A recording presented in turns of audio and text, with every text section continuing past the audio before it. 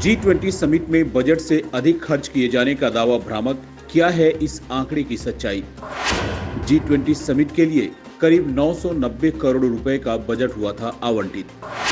जाने कहां से आया 4100 करोड़ रुपए के खर्च का ये आंकड़ा?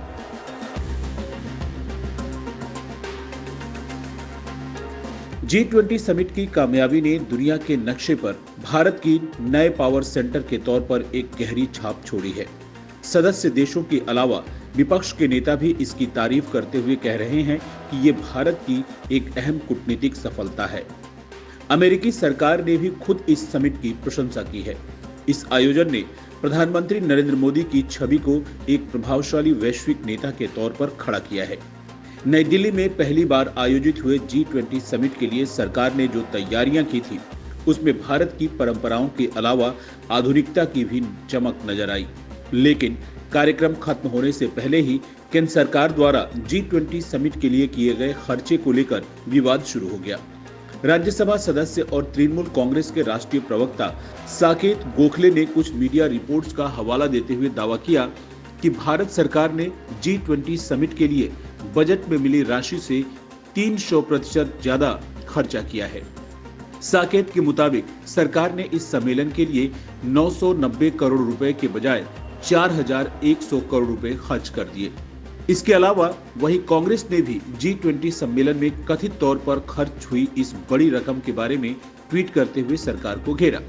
हालांकि G20 के आयोजन में कितनी लागत आई है, इसको लेकर सरकार ने अभी तक खर्चे की पूरी जानकारी नहीं दी है। लेकिन 4100 करोड़ रुपए को लेकर किए जा रहे वायरल दावे भ्रामक है। 2023 के फरवरी महीने में केंद्र सरकार ने इस साल का बजट पेश किया था। इसके बारे में छपी खबर के मुताबिक केंद्र सरकार ने भारत की अध्यक्षता में होने वाले G20 समिट के लिए करीब 990 करोड़ रुपए आवंटित किए थे। हाल ही में G20 सम्मेलन के बारे में केंद्रीय विदेश एवं संस्कृति राज्य मंत्री मीनाक्षी लेखी का 4 सितंबर का एक ट्वीट सामने आया। सम्मेलन की तैयारियों के दौरान दिल्ली के सुधार में कितनी राशि खर्च हुई, इस ट्वीट में उनका लेखा जोखा मौजूद है। इसमें सड़कों की मरम्मत, स्ट्रीट लाइट और सजावट आदि में हुए खर्चे के बारे में जानकारी दी गई है। इस ट्वीट में दी गई राशियों को जोड़ा जाए तो ये 4110.75 करोड़ रुपए आती है। ऐसा लगता है कि 4100 करोड़ रुपए खर्च होने का दावा इस ट्वीट के बाद ही शुरू हुआ, लेकिन ये राशि सरकार ने G20 सम्मेलन के आयोजन में खर्च की है, ऐसा कहना भ्रामक है। मीनाक्षी लेखी के ट्वीट में दी गई राशियों में से सबसे बड़ा खर्च 3600 करोड़ रुपए का है। ये 3600 करोड़ रुपए प्रगति मैदान में बनाए गए इंडिया ट्रेड प्रमोशन ऑर्गेनाइजेशन यानी ITPO परिसर के निर्माण की लागत है, जो कि कुल राशि का करीब 88% है। इस परिसर का नाम बाद में आधिकारिक तौर पर भारत मंडपम कर दिया गया। ये वही जगह है जहां G20 सम्मेलन का आयोजन हुआ था। भारत मंडपम एक अस्थायी इंफ्रास्ट्रक्चर है जिसका इस्तेमाल भविष्य में होने वाले कार्यक्रमों में भी किया जाएगा। इसलिए एक अस्थायी इंफ्रास्ट्रक्चर के निर्माण में हुए खर्चे की पूरी राशि को G20 सम्मेलन में हुए खर्चे में जोड़कर पेश करना गलत है।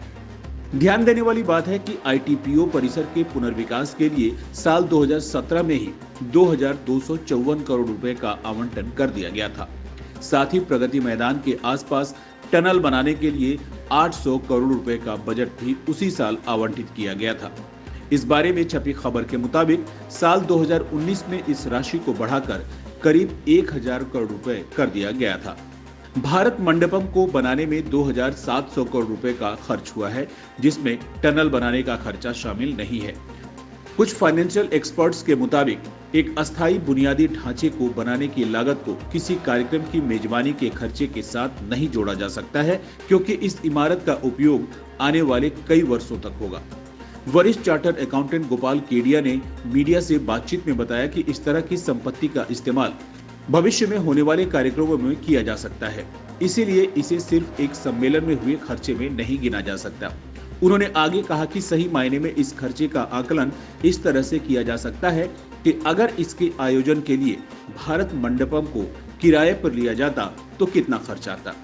जाहिर है ये रकम मामूली होती और कुछ करोड़ से ज्यादा नहीं होती। एक अन्य चार्टर्ड अकाउंटेंट अश्विनी तनेजा ने भी ये बात दोहराते हुए कहा कि सम्मेलन के खर्चे के आकलन में केवल सजावट, विज्ञापन और इमारत की साज सज्जा करने में खर्च हुई राशियों को ही जोड़ा जाना चाहिए। इस खर्च में अस्थायी इंफ्रास्ट्रक्चर को बनाने में आई लागत को जोड़ना गलत है। मीनाक्षी लेखी ने ट्विटर पर G20 में हुए खर्चे के जो आंकड़े जारी किए हैं, उनमें कई चीजों की लागत शामिल नहीं है। इसीलिए ये नहीं कहा जा सकता है कि लेखी ने जो राशि का ब्यौरा दिया है वो G20 की लागत है। केंद्र सरकार ने अभी तक G20 शिखर सम्मेलन के आयोजन में हुए खर्चे के आंकड़ों का खुलासा नहीं किया है, लेकिन G20 शेरपा अमिताभ कांत ने दावा किया है कि ये आंकड़े बजट में आवंटित हुई राशि से भी कम है। साथ ही उन्होंने कहा कि सरकार G20 सम्मेलन में हुए खर्चे से जुड़े आंकड़े जल्द ही जारी करेगी।